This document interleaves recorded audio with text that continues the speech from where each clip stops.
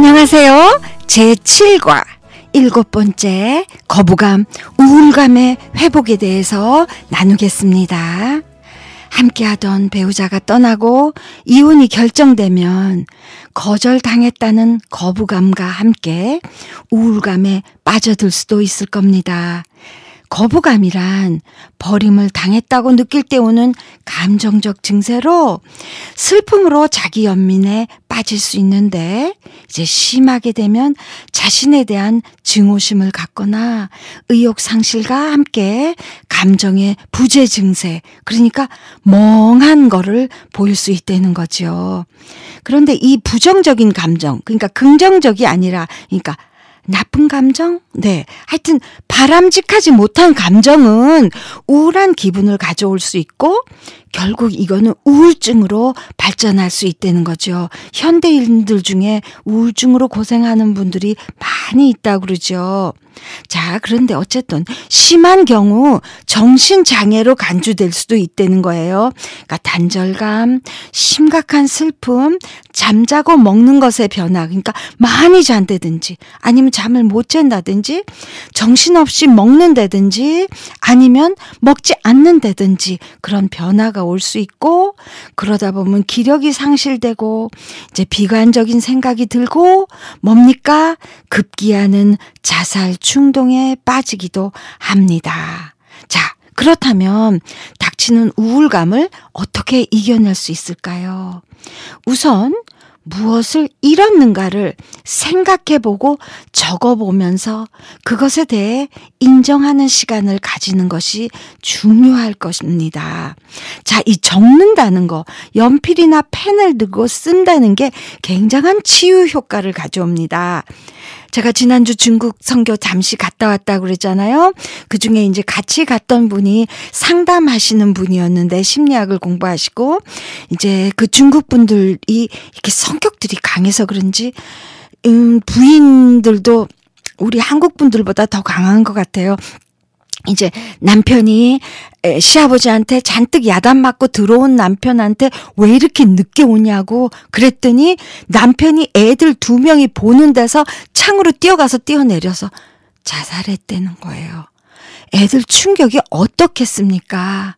그래가지고 그 아들이 자라면서 막 집어던지는 버릇을 했는데 요새는 안 한다고 엄마가 얘기하더래요. 근데 상담하면서 그 아들도 같이 왔는데 이제 물론 통역하시는 분을 중간에 대고 이제 어떻게 그렇게 너 옛날에 막 던지던 거 변할 수 있었어? 그랬더니 자기가 화나면 이렇게 페이퍼 종이 꺼내가지고 연필이나 펜으로 막 선을 긋는다고, 그러면 자기가 좀 견딜 수 있다고 그렇게 얘기하더래요.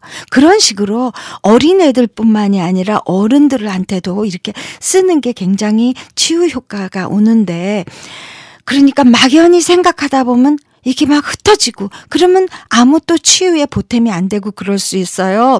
그러니까 내가 왜 이렇게 우울한가? 내가 그러면 이런 게 뭐야? 이걸 써보는 거예요. 생각해 보는 거예요. 그러면서 그랬구나, 그래서 그랬구나 하면서 인정하는 시간을 가지는 것이 중요하다는 거죠. 또 2번째로 의지적으로 부정적인 생각을 없애려 하면서 입을 양쪽으로 벌려서 억지로라도 웃어보면 회복에 도움이 된다고 합니다. 그러면 여러분들 중에 아따 그런 게 어딨어 하실 분이 있을 거예요. 우리 중국 한자 성어 중에 이런 말 있죠. 일로 일로 일소 일소. 아마 한자를 배우지 않은 세대는 좀 이해하기 힘드시겠지만, 자, 로 그러면 나이 먹는 노인 그러잖아요. 그러니까 한 번 화를 내면 한 번 늙어지고, 한 번 미소할 때 소자, 한 번 웃으면 한 번 젊어진다, 그런 뜻이에요. 이해되시죠? 그러니까 억지로라도 웃으면 그만큼 회복이 된다는 얘기죠. 그리고 실제로 이제 의학 하시는 분의 증명하는 걸로 보면 입을 양쪽으로 벌려서 억지로라도 웃으면 장기가 이 머리가 되뇌가 웃는 걸로 해석을 한대요. 그렇게 하면서 몸이 장기의 변화를 줘서 그만큼 건강하게 만든다고 그래요. 그러니까 여러분 정말 억지로라도 미소를 줘보세요. 크게 웃어보세요. 저랑 해볼까요? 네, 조금 기분이 나아지지 않았어요? 그렇게 하면 순간적으로 문제가 작은 것 같이 느껴져요. 그래, 그까짓 거 옛날에 더한 문제도 지내면서 살았는데 이런 생각하면서 또 그만큼 앞으로 나갈 수 있게 되잖아요. 자, 그런 다음에 이 사람, 이렇게 신뢰할 만한 사람, 같이 아픔을 나눌 친구가 있어서 대화하면 참 그게 많은 도움이 되는 거겠죠. 그 다음에 하지 말아야 될 거, 가만히 앉아 있거나 누워 있으면 정말 점점 근육이 쇠퇴되고 점점 병을 찾아가는 길이 되죠. 이렇게 걷거나 몸을 움직이도록 애쓰는 거예요. 먼지를 한 번 더 닦고 빗자루를 한 번 더 쓸고 그렇게 하면 그만큼 이렇게 답답한 마음이 쓰러져 나가는 거죠. 그 다음에 봉사할 일을 찾아 주위에 어려운 사람을 돕다 보면 치유에 큰 도움이 된다는 거죠. 나보다 어려운 사람이 어디 있다고 내가 누구를 도와? 그런 생각하지 마시고요. 제가 어떤 분 간증하는 거 들었는데 자기 삶이 너무너무 힘들어서 그러니까 이런 말이 있더라고요. 남편이 입을 떼면 폭언이요, 손을 들면 폭행이었대요.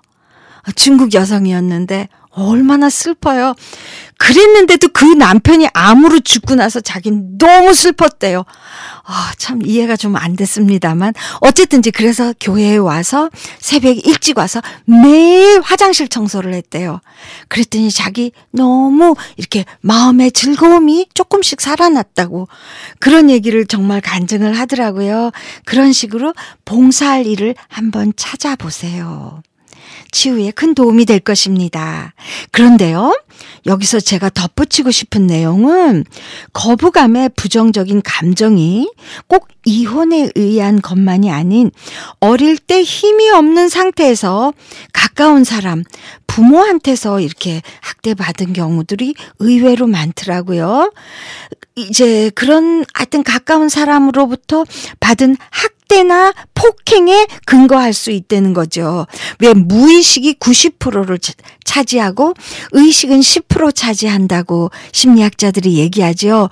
그러니까 기억을 못하지만 그 폭행 당했던 거, 폭언을 들었던 게 무의식 속에 현재 어른이 돼서 결혼 생활, 이혼 그거와 상관없이 아주 뿌리 깊게 자리 잡은 그런 상처일 수 있죠.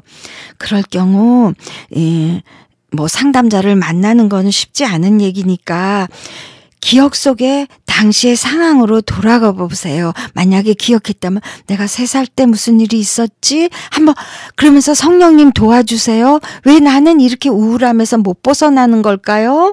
이런 식으로 대화하는 시간을 가져보라는 거죠. 그런 게 어딨냐고 그러지 마시고요.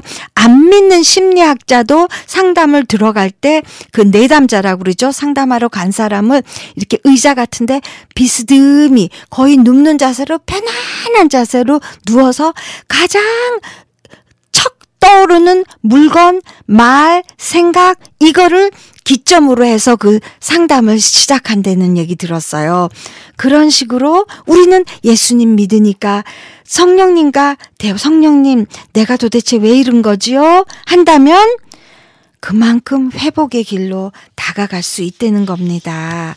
자, 여러분들 성경 속의 인물로 모세를 한번 생각해 보죠. 모세가 났을 때 그야말로 어쩔 수 없는 환경이긴 했지만 엄마가 강가에 일단 갈대상자에 넣어서 버려야 했잖아요. 그때 애기 으앙으앙 겨우 3달 뭐 그 정도 애기라서 기억 못했을 수 있다고 생각하지만 그게 아니라 무의식에 벌써 거절당했다는 느낌이 깊게 자리했을 것입니다. 그쵸? 그 다음에 장성에서 컸어요.